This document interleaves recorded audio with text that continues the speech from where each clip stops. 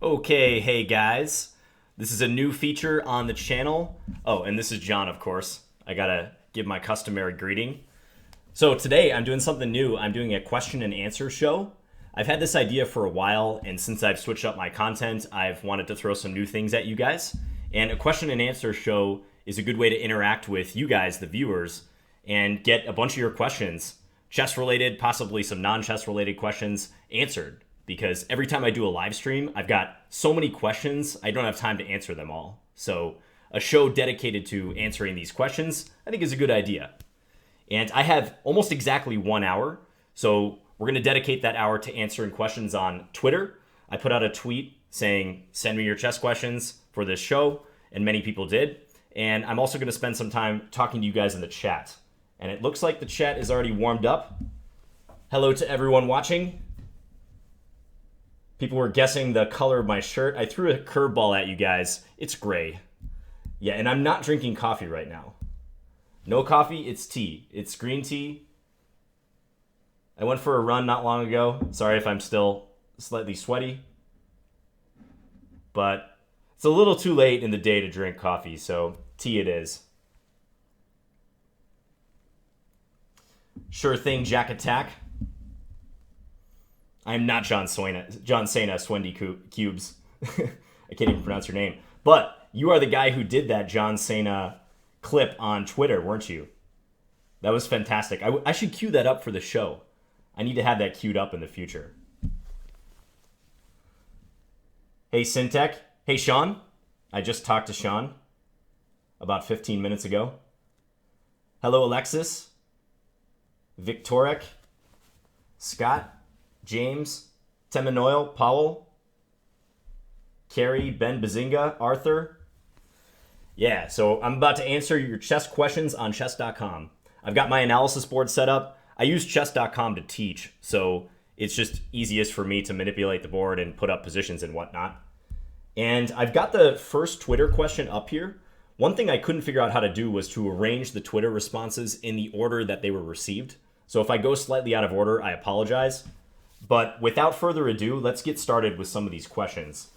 So the first question is coming from I am not a moose. John, have you ever listened to music while playing? Did it affect how you played if you did? Yeah, I listen to music occasionally if I'm playing online, although in the past couple years I have not because I've been streaming and there's issues with listening to music while you stream and do YouTube videos, all sorts of copyright stuff. I don't think it really affects my play one way or the other. I have heard that classical music can help you, even in non-chess stuff, like if you're studying, doing some sort of intellectual pursuit, that listening to classical music could help you with that. But I don't know the science behind that.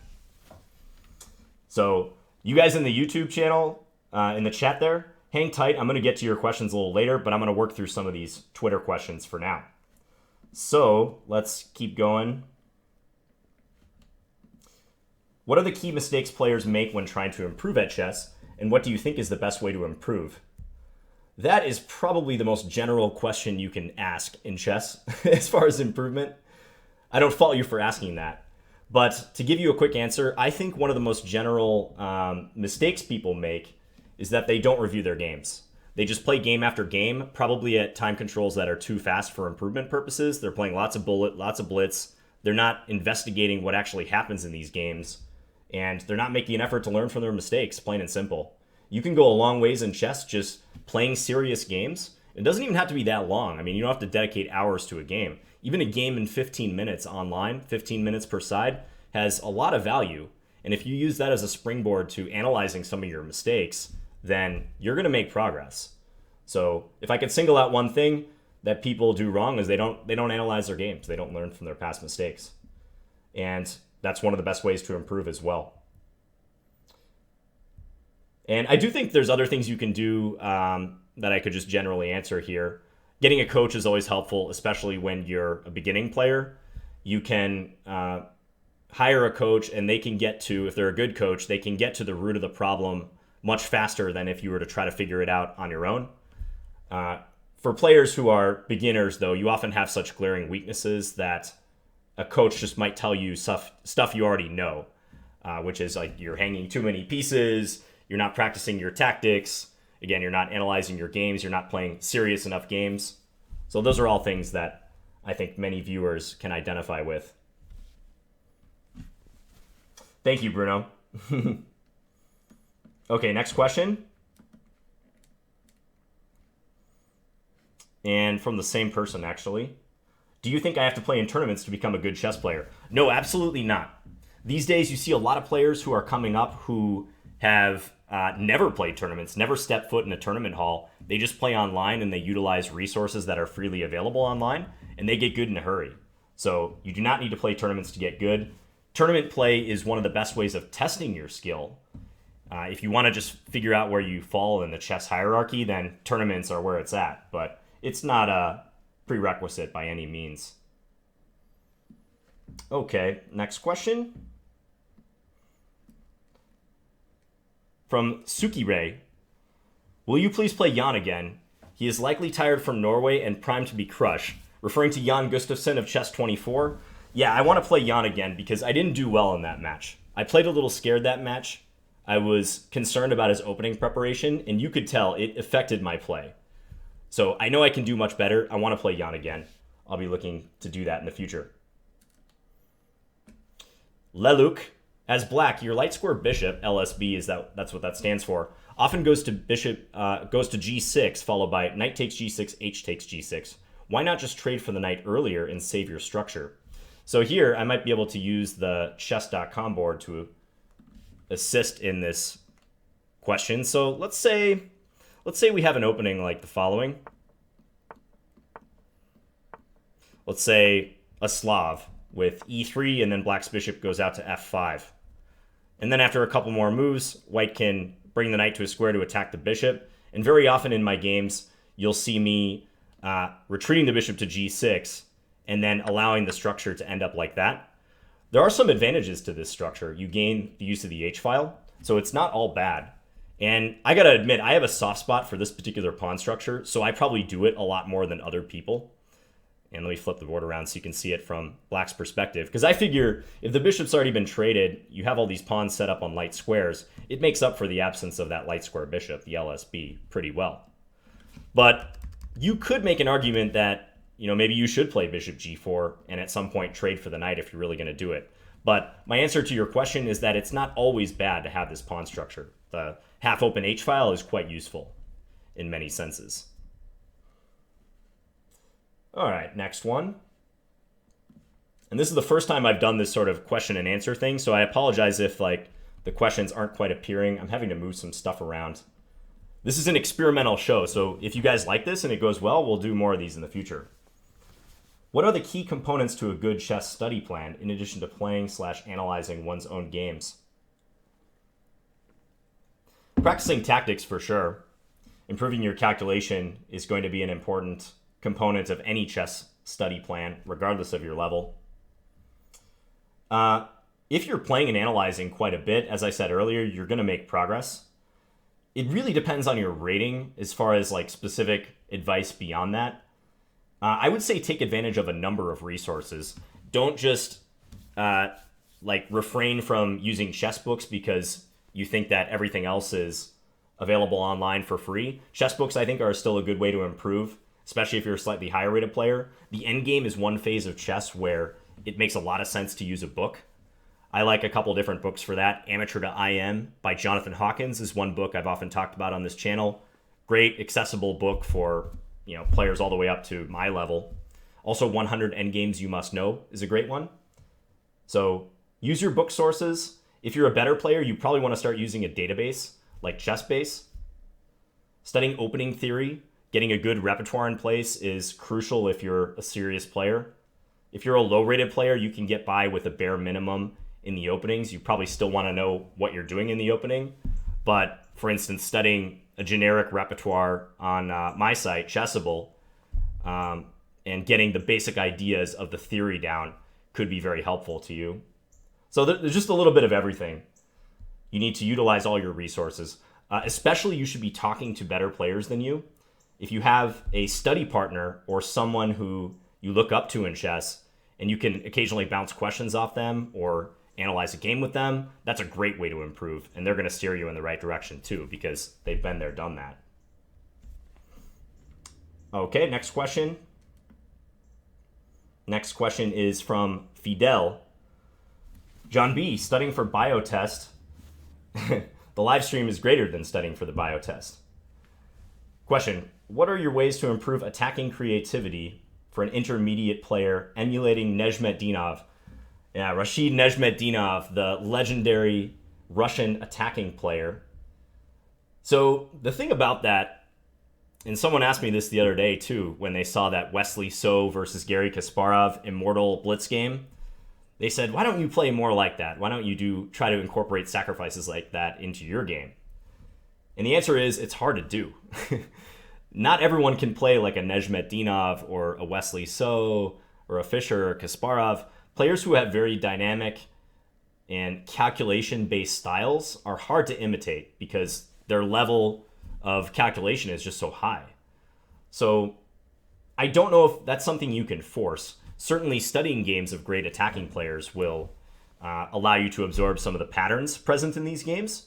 But, you have to find your own style. I wouldn't try to force a particular style on your play. Once you're a little higher rated, you can start thinking a bit more closely about that because it may impact like your choices in certain openings.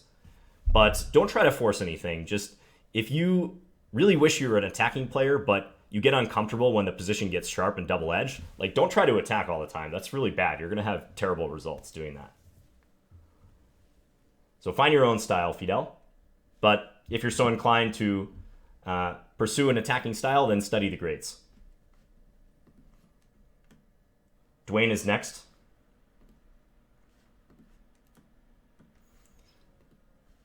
My question, how does one choose a repertoire and general philosophy?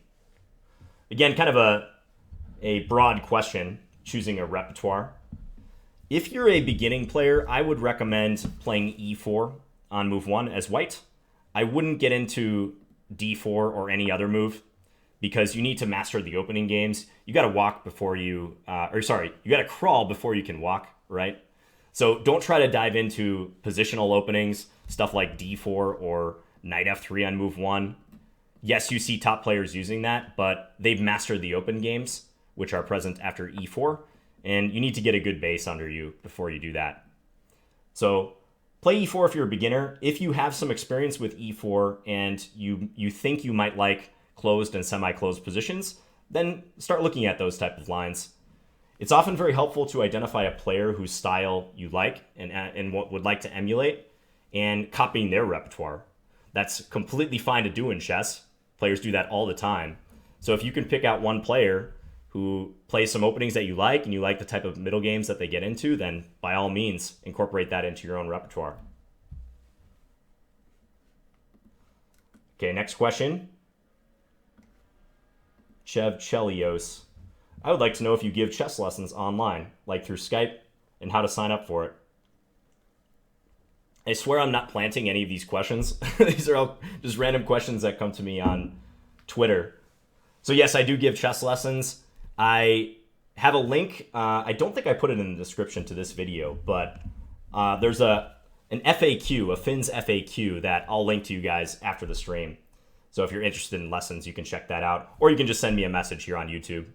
I do teach online. I've been teaching full-time for about 5 years now. Okay, next one. Senor Casanovas. Could you explain what an artificial move is? Good question, because often when you're hearing chess commentary, someone will say, that move was artificial. And usually it just means that the idea behind the move was too easy to discern. Artificial, superficial, they're somewhat related. So you might hear in other contexts, like some people say artificial castling, which means castling by hand, not the conventional castling, just trying to walk your king over to where it should be after castling has been played. But yeah, an artificial move is a move that doesn't have a great idea behind it. Maybe it's too easy to discern, and if your opponent spots the idea, it's just complete junk, that sort of thing. Zesko Spar. I just like to say thank you for all your videos. They make my day every day. Brilliant content and fun vibes. Yeah, appreciate that. Very much appreciated. Atulia Vaidya. Nidorf Sicilian appears over the board. who is the best ever, in your opinion, with white, and who's the best ever with black? So talking specifically about the Nidorf, I assume. With white, that's hard to say. With black, it's much easier to answer that. You've got Kasparov and Fischer, who are the two foremost Nidorf experts that come to mind for me. So if we go into the Nidorf Sicilian, let me flip this around again. So the Nidorf refers to the position after the following moves. An A6 here on move 5. And this opening has a storied history because pretty much every top player of the modern era has relied on this at one point or another for black. And in the case of guys like Kasparov and Fischer, it was their main weapon. And it's kind of weird, like this rook-pawn move. Why can it be so good, and why is it so heavily regarded in theory? But the idea is in many Sicilian positions, it's beneficial for black to have control over the b5 square. Okay, so playing a6, you just solve that issue of b5 before you commit any of your other forces. You might think a move like knight c6, the classical Sicilian, is just better because it develops a piece. But the Sicilian tends to be more subtle than pure open positions like e4, e5, where development is usually the priority. Structure matters a lot in the Sicilian. And with a6, black's structure will achieve a good shape, especially if they can achieve b5 and bishop b7, as often happens in the Nidorf, positioning the bishop to attack e4. So that's just a quick background on why the Nidorf is such a good opening. It's flexible, and it covers a square in the Sicilian that is incredibly important. Hard to identify players from the white side. I mean, there's some guys who play the white side of the open Sicilian very well. I will tell you that if you want some good coverage of the Nidorf, Grandmaster Parimarjan Negi of India has written a great book for quality chess covering, actually I think it's 2 books, covering the Nidorf in great detail. He recommends, from the white side, bishop g5, which is a move I've also played. So there's a lot of options white has on move 3. Bishop e3, very popular as well, the English attack, but Negi recommends bishop to g5, attacking that knight on f6. Okay, next one.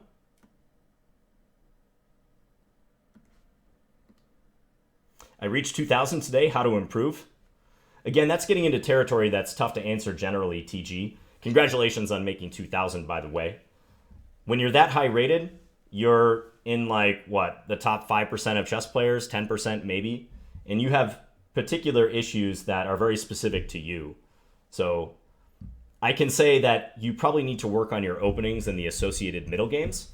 But beyond that, I'm very hesitant to say anything else because it's very much going to depend on your particular issues. Okay, Tamor is next. Question, best options for a 1400 player to play as black against d4? Good question. So lots of opening related questions. That was to be expected. So lower rated players, let's say anyone under, I don't know, 1500, let's just say, they don't face d4 that often, and they probably don't have a certain defense that they go to against it. Well, they might, but in my experience, a lot of players just wing it against d4 at the lower levels. I recommend d5.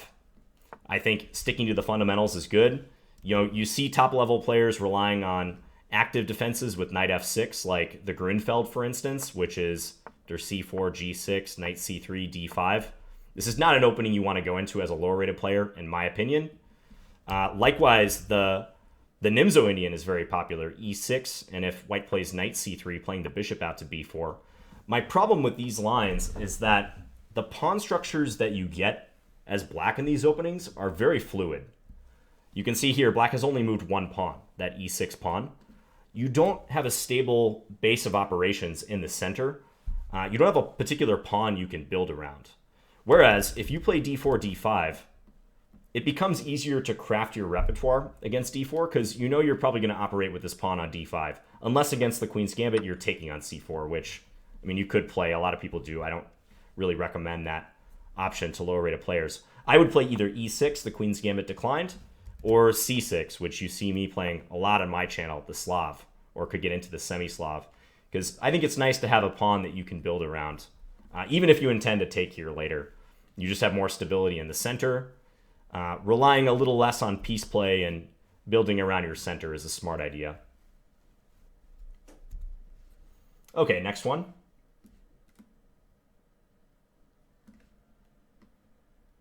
Trevor, how's it going, E-player? Familiar face on the channel. What is your worst loss to date, OTB? And what was the rating of your opponent? Well, I'm sure I lost to some very low-rated players when I was starting out in chess, but I distinctly remember a tournament where I was, I think maybe 2100, and the top seed. It was in a tournament called the American Inn Championship, which, if you're in the US and know the hotel chain American Inn, they used to sponsor a series of tournaments, especially in the Midwest. I think it was almost exclusively in the Midwest for Scholastic players, and they would give away scholarship money. And I played these series of tournaments for several years, and I actually ended up winning a lot of scholarship money. But there was one year where going into the finals, in the very first round, I, as like the 2100 rated top seed player, just got wiped out by like a 12 or 1300 or something. I played a terrible game. Moreover, it was in the Scandi too. That makes it doubly painful, maybe triply painful. It was in the Scandinavian. So I just lost to this low-rated player, and that game has left a unforgettable imprint on my chess brain. So that was quite an upset. Other upsets come to mind, but yeah, that one takes the cake. Thanks for the question, Trevor. Ben Bazinga asking if I've been to Europe. Yes, I have been to Europe. Been a few times. And he has another question. And one more. When is Play Magnus coming back? Those videos were awesome. I've had a lot of requests for those. I can't say definitively when Play Magnus is coming back. Sorry about that. Whenever I feel inspired to take on Magnus, I will bring those videos back. Okay, Jack. John, if you could play any deceased chess player in history, who would it be? It's a very good question. I'd say Fischer. I think I've had this question on stream before. It's got to be Fischer. He's legendary. The guy was so enigmatic. I would like to, spend a game with him and maybe ask him some questions. That would be awesome. Capablanca is another guy I think I'd really like to observe in action and play. Possibly one of the biggest chess talents in history. I know this is subjective, but how often would you say a knight and a pawn is worth the doubled bishops? So the bishop pair versus a knight and a pawn. Well, usually if you have a pawn, like let's say there's a position where you have two knights plus a pawn against two bishops. Unless the bishops are extremely strong and the position is very open, it's not going to be worth that pawn to have the two bishops. Like the bishop pair advantage that's often referred to in chess literature and in videos and such, that's not worth a whole pawn in most cases. So that would be my answer. Thank you, Rafis. I'm trying to pay a little bit of attention to the chat. He says I'm looking sharp, so thank you. Okay, so who's next? Ivar the Boneless. When you analyze or study a game, what steps do you go through? How long should I spend studying each game in a collection? Depends if it's your game or if a game you're studying out of a book or something. With your own games, I actually like a sort of three-part process. So after you play the game, write down a few things immediately after the game that just come to mind, like big turning points in the game, major decisions that you made, places where you spent a lot of time, and try to analyze those moments. So it doesn't have to be long. It could be just 5 minutes, going back through, clicking through the moves, and saying to yourself, okay, here I spent 5 minutes and I didn't know what to do. Why was that the case? Is there anything I see now without the clock running that I missed during the game?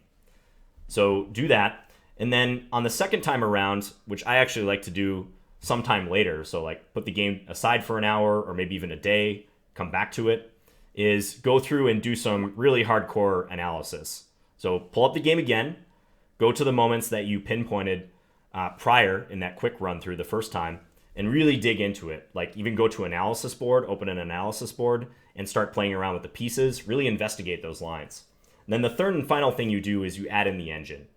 So you check your work by putting the game into an analysis engine and using it as a spell checker, basically.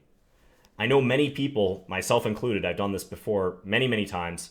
I'll just play a game and then immediately I turn on the engine. That's the shortcut way. If you're really trying to get the most improvement out of your games, you shouldn't do that right away. You should try to draw some conclusions on your own, ideally using that sort of two-step process, kind of a superficial quick analysis immediately after the game, and then a deeper analysis, and then a final check with the engine. And then the second part of this, how long should I spend studying each game in a collection? Yeah, if you're studying out of a book or something, you just have to go at your own pace. I would say don't get too wrapped up in sidelines. If a game is being presented in a chess book, you can spend hours like playing through the various sidelines. Don't get too wrapped up in that. That's going to kill your time. You could spend 4 hours on a single game. I don't think that's a very good use of your time. When I notice a game with lots of sidelines and variations, I will try to stick to the main road and focus on where there are text explanations. If there's just like a paragraph of variations, I'm probably going to ignore it most of the time. Okay. This is tough, I gotta say, answering these questions rapid fire. Abby says, hi John, I'm around an 1100 on chess.com. What are your suggestions for endgame improvement at this level? I would get one of those books that I mentioned before, especially the Amateur to IM book by Jonathan Hawkins. I really like that one. I think it's good even for beginning players. And start working through that. There's online resources you can utilize. There's a lot on chess.com. If you haven't watched my opposition videos on king and pawn versus king, definitely do that because that's a core endgame concept. But work through a good book like Amateur to IM.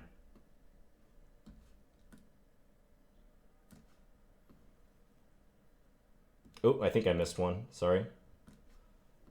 This is hard, like lining it up with the screen so you guys can also see it. Who would you take in a chess boxing match?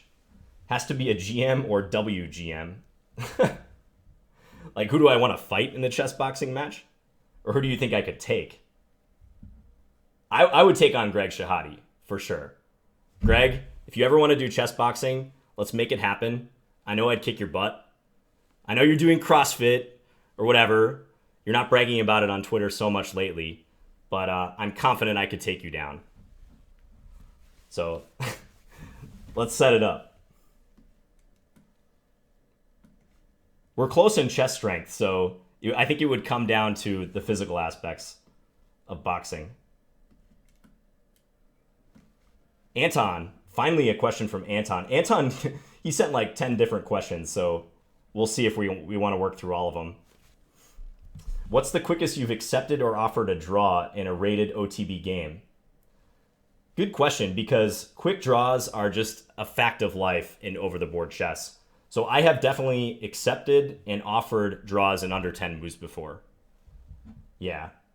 Not proud of that, but it happens. There are some circumstances in chess tournaments where a draw is like beneficial for both players. Like in the last round, if there's a nice prize and both you guys don't want to risk it, then it's likely the game might end in a quick draw. Or if you're playing for a norm, like a Grandmaster norm, and a half point clinches it, then yeah, you're probably going to take the draw. That happened in my most recent tournament in January down in Texas. The guy I was playing in, I believe, round 8. It was the second to last round. He was having a great tournament. He's a strong IM. And he offered a draw to me on move 7 or 8. And I took it because I wasn't having a great tournament myself. On the one hand, it would be nice to play a complete game, and that's what you're there for. But that guy was having a really good tournament. I was also friendly with him, so I would have felt very bad if I played the game, beat him, and destroyed his chances for a GM norm. So it just happens. I think the only way around it is if tournament directors actually make a rule and they say you can't agree a draw before move 30 or move 40. There has to be a rule in place, otherwise people will make quick draws. Okay, another Anton question coming up. How to identify stem games of the openings I play and which players to follow? So by a stem game, I think Anton means a particular game that is like critical for the variation in question. Because a really good way to study openings is to tie them to middle games. That's the whole point of openings, right? Is to get yourself a good position for the middle game. I would say, Anton, you might benefit from getting ChessBase, piece of software like that, where you can call up the position out of an opening, let's say a tabia position, and then search for games in that particular position. And if you sort those games that the database calls up, let's say you want to go for, I don't know, let's just choose some random opening. Let's say it's the Joko piano. And you're wondering how to play the Joko piano from the white side. And you get into like this position a lot. You could even call this position up in your database and see what the top players do. You'll probably see that a lot of times they play C3. And then you can sort those games in your database by rating and see what the cream of the crop does. So like what the 2700 plus guys do. Play through those games, try to assimilate some of the ideas that you see in those games if you can identify any common trends. This is kind of early of a position to actually search the database, but it might give you a good lay of the land. But you probably need a more sophisticated piece of software to do proper opening study, and ChessBase is the go-to piece of software to incorporate a database. So using that in your study. Okay, like I said, Anton gave a lot of questions. I'm going to take this last one from you, Anton. You had a really funny one. Okay, I'm going to answer the funny one from Anton. It's up here a ways. That I was pondering a moment ago, right before I started this broadcast. You have to rob a bank with 3 chess players, a driver, crowd control, and someone to cover the door. Who do you choose? So I have a lot of chess players who are my friends that you guys might not know, but I'm going to answer this question for players you probably would know. So I think for the driver, I want Peter Svidler because I like his nerves. I like how calm he is under pressure in his commentary and stuff. He just seems like a reliable guy. And if he's driving the getaway car, then you want that. Crowd control, I want Danny Wrench. Yes, Danny, I want you. I want you for crowd control specifically because you are entertaining and I know you would distract the people and maybe put them at ease. Someone's not going to push like that hidden button that calls the police. He'd probably just tell some corny jokes as Danny does, and that would be that. And someone to cover the door, similar reason to the driver part, Simon Williams. I think the Ginger GM would be great for covering the door because he's just a guy who's got your back, I believe. I don't know him too well, but I can tell he's just a genuine, sincere dude.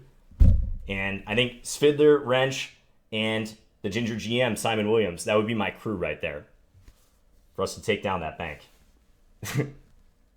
So great question, Anton. I like that one. Oh, we got something from Greg. Okay, I think this will be our last Twitter question, if I can get it up. And then I'm going to go to some actual YouTube questions. Oh, I can't get the... Oh, Danny asked a question. Boy Meets World or Family Matters? Boy Meets World, I would say. And then Greg, you guys can't see this one again, but Greg asked, if you had to begin a chess game with either one A4 or one H4, which would you choose? And he said, this question better make the cut. And someone pointed out that this is perhaps one of the first tweets Greg has ever sent me where he doesn't mention or denigrate the Scandinavian defense. So congratulations, Greg. I'm very happy that you have begun to let go of your hatred. And I will now answer your question. So if I had to begin a game with either H4 or A4, I'm going with A4 because I think that does less damage to my position. I'm pretty sure that's the correct answer. With H4, you're already weakening your king side, and since most of the time you're going to be castling short anyways, I think this move could have some drawbacks and some unpleasant consequences. So yeah, I'm going with A4, probably looking to play a reversed opening. Maybe we even get into reverse Scandi, guys, like D5. Or sorry, not D5. E5, maybe we play D4. I would do it just for the heck of it. I don't think my pawn on A4 is that useful, but in fact, it's probably harmful, but I would probably still do it. So A4 all the way. Okay, now I'm going to go into some YouTube questions. Lay it on me, guys. We've got about a half hour left. So lay on your questions. And if I missed your question on Twitter, I'm very sorry. I just had to divide the time somehow, and there will be future shows. That's a good point, Craig. Craig does not beat my Scandi. As much as he talks down about the Scandi, he hasn't cracked it. In fact, he's lost to it many times. Which book had the most positive impact on your chess development, someone asked. I would say Kramnik's Life and Games. Yeah, Vladimir Kramnik. That's a book I learned a lot from. What's your favorite academic subject? In school, I was good in English class. I really like writing, so I would go with that. John, are you interested in doing a quick analysis of a game I played where I stomped the Scandi as white? Probably not in this show, unfortunately. It did cross my mind that people might have questions about games or positions. We'll have to set that up in the future. Oh my gosh, there's so many questions. John, if you would play Geary, do you think you could draw him? No. Even though Geary is known as the draw master, I'm not going to say that I could draw him just because other top players have been drawing him. That's ridiculous. Anish Geary is one of the best players in the world. I could occasionally draw him and maybe occasionally beat him, but the score would be massively in favor of him. Do you think you could beat Paul Morphy in his day? That's a much more interesting question. I think I could give Morphy a really good game, as could anyone around my rating. I'm not going to say I'm better than the legend Paul Morphy, but the guy played his best chess in the 1850s. That was a long time ago. And his opponents were often very bad at defending, like outright terrible in defense in chess. I know I could do much better than his typical opponents. John, what's a good way to play against the C3 Sicilian as black? So in the C3 Sicilian, if I flip this back around, also known as the Alapin Sicilian, C3 on move 2, very popular opening. White prepares D4. I'll tell you what you don't want to do first. You don't want to play normal Sicilian moves like D6 and then hope to get a fine position, because if white is allowed to establish this pawn duo unopposed in the center, then white is usually going to be better. Hence, after C3 on move 2, the two theoretically strongest moves here are knight F6, hitting the pawn on E4, or D5.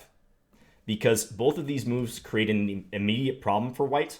White can't just play D4 unopposed and go about their business of constructing a gigantic center. So after knight F6, white usually plays E5 and black gets to settle the knight in the center. Here white can play D4, but this structure, E5, D4, is more vulnerable than the pawns sitting next to each other where they control a lot of territory. And D5 you could think of as, dare I say, an improved Scandinavian, because after E takes D5, queen takes D5, note that white's knight is blocked from coming to C3, and we've already destroyed one of the pawns. It's the same concept why, let's say, in the Gioco Piano, after these initial moves, and then C3, if you're black here, you can't just play any old move and allow your opponent to go D4, take, and chill with the two pawns in the center. Like if you go something like this, and then drop the bishop back, you're just going to be worse. White controls too much of the middle. Hence why, in this position after C3, black is advised to play knight F6, hitting the pawn on E4, and after D4, take, giving a check here, trying to distract white, very likely grabbing the pawn on E4 next, especially in the case of knight C3. Can't allow your opponent to build up the center. So those are the two best theoretical moves against C3, so knight F6 and D5. I played other stuff too, like B6, preparing bishop B7, hitting the pawn on E4. How to improve visualization. Practice your calculation. Visualization and calculation are closely linked. Get used to the process of analyzing as much as possible in your head. Don't move the pieces as a crutch. Push yourself to the limit. Even if a position looks kind of sketchy for you in your head, see if you can visualize it. Play blindfold chess. Consider playing blindfold chess, especially if you're a slightly higher rated player. Chess.com has a coordinates trainer too, where it spits out a square or a piece moving to a certain square, and you have to click on it on the board. I think that can help with visualization if you're a little lower rated. How would you recommend analyzing GM games? I find it hard recognizing their plans out of certain openings. If you can find annotated games, those are the best, preferably by the player who played it. So annotated games collections are great. Just playing through a GM game, yeah, if you're a little overrated, you're probably not going to be able to easily figure out the plans. So annotated games. I'm teaching a little bit tonight, Atlas, and I'm going to go hang out with my parents after that. 20 Brogan. Practice your tactics via tactics trainers. He asked how to improve his calculation. There are some books that can help too. Tune Your Chess Tactics Antenna is a great book I often recommend for higher rated players if you can get your hands on it. What's the book I'm thinking of? Imagination in Chess is very good by Gapardashvili. What's one feature you would like to see on Lee Chess that isn't already in there? Probably an analysis board where you can invite people to it, but a little birdie told me that that's coming along for them. John, do you have any rules of thumb for when to stop pushing as hard for a win? I find my games often becoming draws and then pushing too hard. Yeah, so you overstep the mark. Well, you have to exercise some caution. You have to be objective. A piece of psychological advice. In chess, you can never feel too strongly like you deserve a certain result. If you had a good position earlier in the game and then blundered the material back, you might feel like you still deserve to get that victory. But in chess, the only thing that matters is the position on the board. And you have to be objective. So try to keep your emotional stability and don't get overly attached to expecting or deserving a certain result. If you played a great game, you're blowing out the guy for 40 moves and then you make a blunder on the 41st and suddenly the position's equal, well, you have to play it like an equal position. What do you think of Chess Informant? Is it worth for players below 2,000? Chess Informant is a publishing company in Serbia that's been around for quite a while. They're great. I actually know one of the Chess Informant guys. He's awesome. I would say it's more suited for stronger players because they go into theory a lot. And they publish these, I think, quarterly yearbook type things. Not yearbooks. There's books, basically, with lots of annotated games by top players and lots of opening stuff as well. So those are mostly suited for higher rated players. Have I read Daniel Naroditsky's positional book? I've flicked through it a couple times. I haven't read it cover to cover. Abo, sir, I haven't heard that rumor. He said there's a rumor that there's a computer 1,000 times stronger than Komodo. That seems hard to believe. John, what's your chess tempo rating? Crazy H, I don't know because I don't use chess tempo that much. In fact, the last time I used it was for one of my videos. Hey John, why do you think the chicken crossed the road? To get to the other side, of course.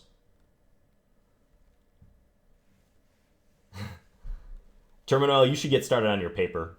You can always go back and watch this video. It's not going anywhere. Don't create more problems for yourself. John, have you ever played an OTB game where your opponent mirrors your moves? Yes, many times. When I used to work at the Renaissance Festival in Minnesota, which is this big outdoor festival they have every year where people dress up in like medieval Renaissance costumes. I used to dress up as a peasant when I worked there. But I would have many games that went like the following. I would be white. These are all simul games. Knight f3. Because people figure that the best way to negate your skill advantage is just to copy you. And then it'll be a draw, right? No one's going to be able to win. Well, of course, many of you in the chat will know what happens if black employs a copycat strategy against e4.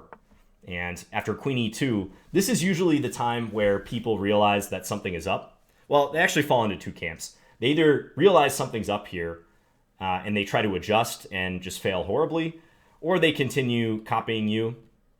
And they're very surprised when after queen takes e5, you just take their queen, put them in check, and win the game.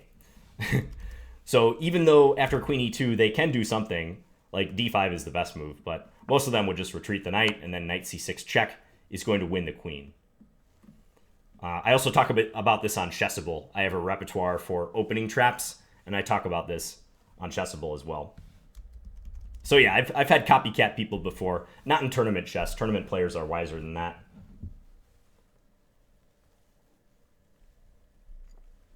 Steven's talking about mixed value of chess books for lower rated players.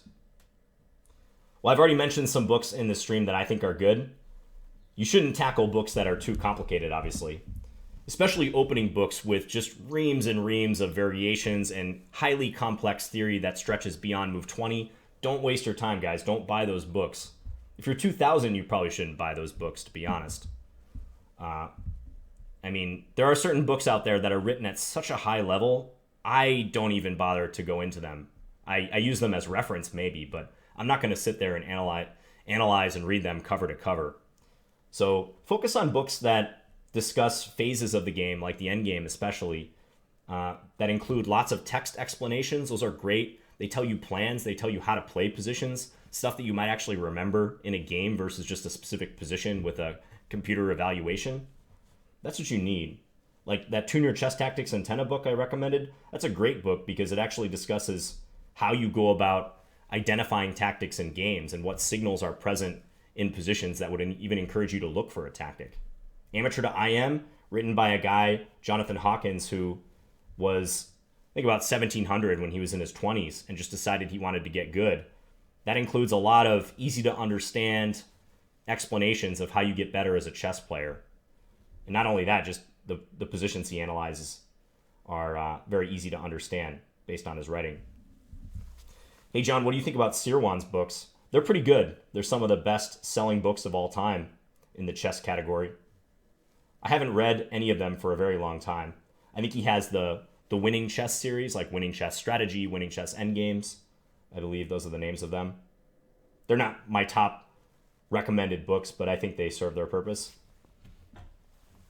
John, do you think the development... Ooh, that question went right off the board.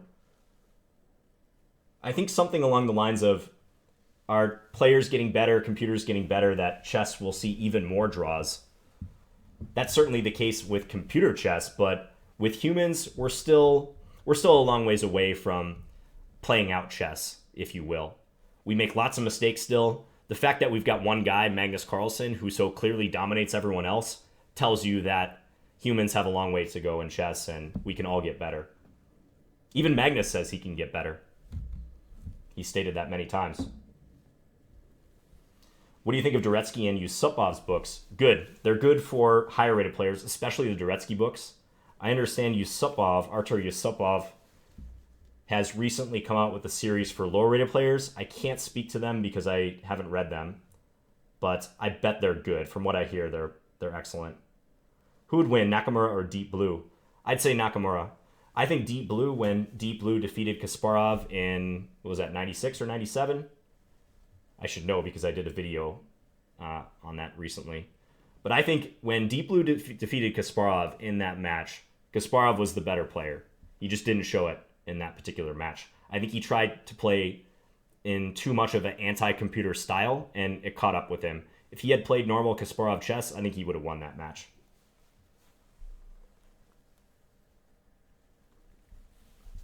Down says, my tactics rating on chess.com is way higher than my blitz. I feel like I can't think clear on an actual game. What should I do? I would ask you, do you play standard?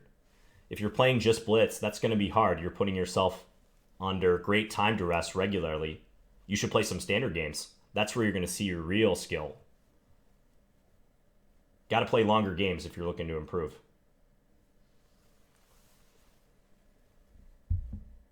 Sorry, Anton Ravenwood, your question went off.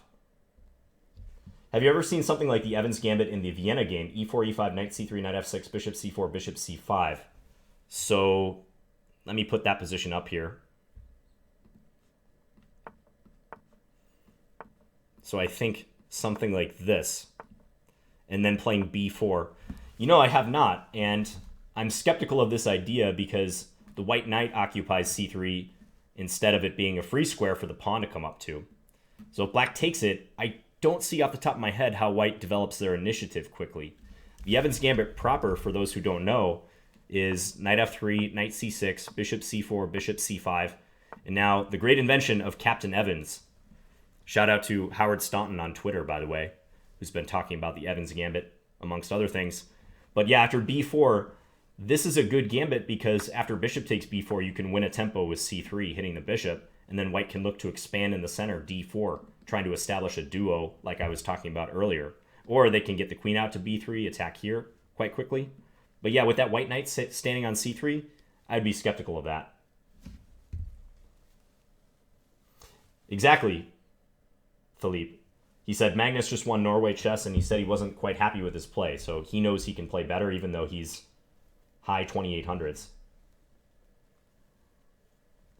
You know, Mike, that's never happened. Someone has never said, hey, can you not put this game up on YouTube? What is your opinion of the viability of the Pirc? While I'm aware the Pirc in general is a subpar counter to e4, I feel the lack of knowledge of theory in my rating group will negate that. It's a fine opening. Yeah. I mean, hey, I play the Scandinavian regularly, so the Pirc is definitely okay. And the Pirc is e4, d6, normally followed by knight f6 and g6, bishop g7, etc. Black is ceding white central space, but he hopes to counterattack later, sort of in the style of a King's Indian defense. Pirc is totally playable. At the very, very top level, yeah, it might be a little suspicious. But I remember even Kramnik has relied on the Pirc in a crucial game in the past. Not much, Bruce Lee. What's up with you? John, how do you deal with losses in standard games? By thoroughly analyzing the games, trying to extract some lesson, and not getting too wrapped up in the result of the game. You, just like in poker, you shouldn't be too results-oriented in chess. I know that's easy for me to say, and it's hard to put into practice, but I mean, the only thing you can control in chess is your thought process. And if you focus on your thought process and proving that, then your results will follow. Do you think chess is missing a Kasparov presence? Just watching him play blitz had a certain aura that players today seem to be lacking. It's a good point, Gary. Yeah, I think you do have a point there. I think Nakamura is probably the most exciting top-level player. Maybe Caruana of late. Magnus also, of course, is exciting for his results, but he's definitely no Kasparov in the attacking category. Yeah, I kind of think there is a player who's missing from the top-level scene who just wants to kill you like every single game. That first day of the Ultimate Blitz, it was just amazing the impact he had on the spectators and the commentators, everyone following the games. Like, every one of his games was just a tactical, well, not everyone, but like in every game he was looking to complicate. And I think Gary even said that his strategy was to try to force his young opponents to critical decisions early on. So he wasn't just going to sit back and see how things played out in the games. No, it was like the old Kasparov. He was trying to provoke a crisis in his opponent's position and in their head early in the game. And yeah, I do think we're missing that. I do play the Scandi in OTB classical tourneys, yes. John, what's your take on the Cambridge Springs variation of the Semi-Slav? So the Cambridge Springs is a line for black. Can come out of the Queen's Gambit Declined or the Semi-Slav. And I usually reach it via the following move order. So here, black plays e6, going into the Semi-Slav, bishop g5. At this moment, black has three good choices. h6, d takes c4, or knight b d7, which is the Cambridge Springs. And the idea of the Cambridge Springs is that after e3, white protects this pawn, you play queen a5. And it's nice for players who prefer a little activity early on, but don't want to go too crazy, because you have in mind playing bishop b4 and knight e4, hammering this knight here. I recently had a standard game against Coach Amur that you can find on my channel from like a week ago, where we had this opening and I discussed this opening in depth. So it's totally playable. I like it. I don't know if it's technically better than d takes c4 or h6, but d takes c4 and h6 are both very sharp. And knight bd7 is a nice choice if you don't want to get too crazy against bishop g5. Greenland or Antarctica? I would say Antarctica because I don't know why. I'd like to go to the base in Antarctica. I saw a really cool documentary about the scientists who live there and rotate year-round.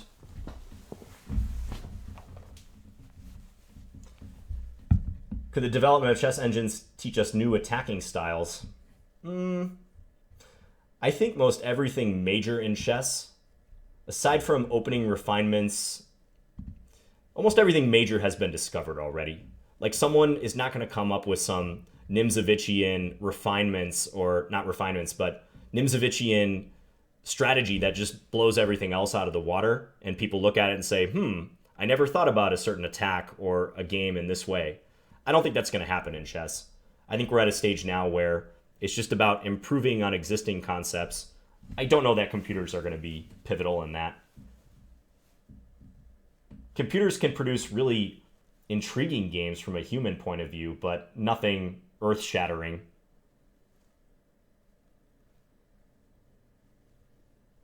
What is the best standard time control? I like 15 plus 10 for players who are trying to improve. I play 15 plus 2 lately, just for time purposes. It makes it a little bit faster, but 15 plus 10 is good if you're not used to playing with limited time, because that 10-second increment helps a lot when you get in time pressure. That's good return for your time invested. Johnny, you can watch Season 9 of TKEC. That's the online computer tournament. I might check out some pivotal games, but I'm not going to be watching it very much. How would you suggest to learn more openings and remember them better against opponents? Well, you can check out chessable.com, my site that I co-founded. There are repertoires available there for free. I publish some that you can go on and learn the moves, memorize the moves, and also assimilate the ideas behind the moves. So there's text explanations. As I said earlier, you have to utilize a variety of sources. Annotated games by grandmasters are great too. If you're working with the database, that can help a lot, just calling up games and positions and openings that you're interested in. Leads, yeah, I'm coaching.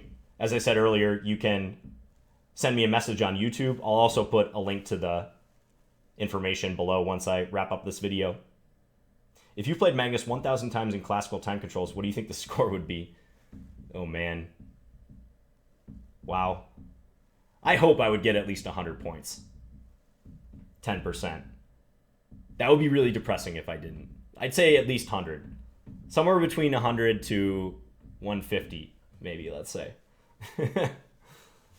Because draws count, of course. So maybe I'm just vastly overrating my chances, but I think I could manage 10% against Magnus. Depends on the time control, too. Blitz, I probably have a somewhat better chance. John, can you suggest a low-cost or free chess analysis engine? Stockfish. Google Stockfish. As long as you have a GUI, a program to run Stockfish on, which there's many of them, like SCID, S-C-I-D, is a database program you can get for free. It's basically like Chessbase Lite. You can run Stockfish in there. Good luck on your final, Abood. How many OTB tournaments should someone play? Ooh, the more the better if you're looking to improve. Most people are limited geographically, though, is the thing. Most people just don't have the option to play OTB too much. John, what's your opinion on the Latvian gambit? Latvian gambit being e4, e5, knight f3, f5. I'm with Christoph Selecki, Chess Explain, in saying that this gambit is borderline losing for black. It's very, very bad. But would I know how to refute it over the board? Probably not. I mean, I know what to do here for white. Knight takes e5, threatening queen h5 check. Black usually plays queen here. And then I think it goes d4, take, knight c3, d6, knight c4, etc. White's a lot better in all these lines. But if black plays perfect, I'm not going to kill them out of the opening, I'm pretty sure. Thank you, Swenny Cubes. What do you think about the Xinji Indian as main weapon against d4 in OTB tournaments? So the Xinji Indian is a line that I've often played as black. d4, g6, c4, bishop g7, knight c3. And now the radical idea, c5, d5, bishop takes c3 check, parting with this bishop that you went through the trouble of fianchettoing onto a long diagonal. And then after this, playing f5 to try to control e4. This is in the same category as the Latvian. It's a very risky line.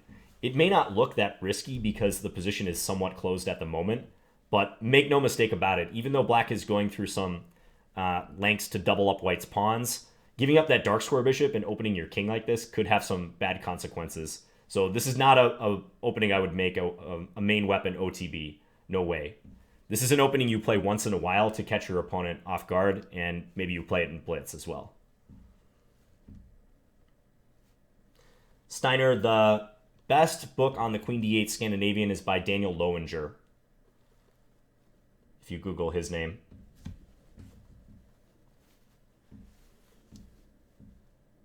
About 1 hour, Mr. Randomness, and I'm about to wrap up the stream in a couple minutes. Do you know the Jerome's Gambit? I do not.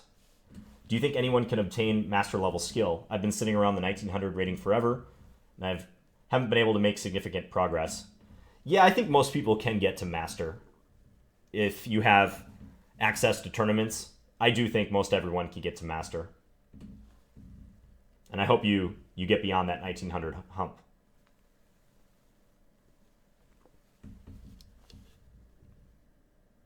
How reliable are Lichess ratings? They're inflated for sure. In every category. That doesn't mean they're bad. It's just there's a lot of inflation on Lichess.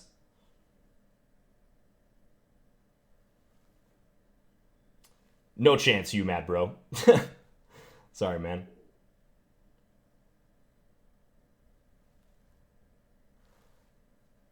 John, what would your name be if you would be a girl? My mom told me that if I were a girl, my parents were going to name me Anna, I think. Annie or Laura. So, that, I don't know. I never really thought about what I would choose if I were a girl. Any tips on my first OTB game tomorrow? I'm a beginner at 1750 on Lichess in Classical. Just get a good night's sleep. Don't stress out too much. Try to use your time properly. Don't play too fast at the beginning of your OTB game. If you play 15 plus 10, you're going to have a lot more time in that OTB tournament than you typically do in your games. So try to use it. Yeah. Don't try to cram last minute like you would for an exam or something. That doesn't work in chess or for exams usually. If you're allowed to make some new rules in chess, what would they be? I have no clue. I really like chess the way it is. I think it's almost a perfect game as is with the current rules. The amount of opening theory that chess has accumulated is a bit annoying, so I wouldn't say a rule change necessarily, but I wish there were more Chess 960 events. So taking chess and the current rules, but just throwing a lot of the opening theory out the window. Swendy Cubes, if you can get in touch with me on Twitter, I'd love to have that. That'd be awesome, man. I'm going to take two more questions. How much improvement do your lowest rated students usually see? Well, I don't work a lot with super low rated players. Like most students who come to me have usually been playing for a while, but it's not uncommon that they improve 400, 500, 600 points if we've been working together for some time, like, a reasonable amount of time, like 6 months or something. One thing with teaching is it's hard for people to be consistent students. A lot of people do teaching or do lessons for a little while, and then via various things that happen in their life, they get distracted from chess or they lose interest. But for the students that have been with me for a while, like, they all see improvement. That's assuming they play tournaments, by the way. I don't think online ratings are a great judge of improvement. Like, roughly they are, but tournaments are the best judge of improvement. Okay, last question. I'm going to try to pick a good one.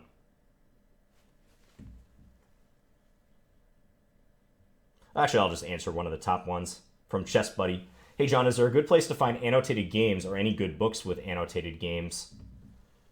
Try to identify a player that you like and just search Amazon for their name. So if you like Fischer, you'll find my 60 memorable games if you type in Fischer's name on Amazon. Databases also have a lot of annotated games. You can buy specific databases that are just annotated games too. Okay, one more question from Joe. Would you be in favor of banning increment in chess? I hate it, especially at the top level. I think it's a close call between increment and delay. I do like increment because it avoids certain ridiculous situations where one side is trying to flag another side in drawish positions. So no, I wouldn't be wholesale in favor of getting rid of increment. Hey, Kevin. I do, Rob, just not very often, and never on my videos. Ole, that's the Mises Gambit. You take the pawn, and if they play rook b1, you go back to d6 with the queen. All right, guys, I got to run. So thank you for the first ever Q&A show. I don't know how many questions I answered, but it felt like a lot. I kind of got the groove going a little bit later in the show. And thank you all for submitting questions on Twitter and also watching here on YouTube and asking questions here on YouTube. So give me some feedback about the format. Let me know what you liked and didn't like, and we'll do more of these in the future. So enjoy your Saturday or Monday, guys, and I will talk to you later. Bye.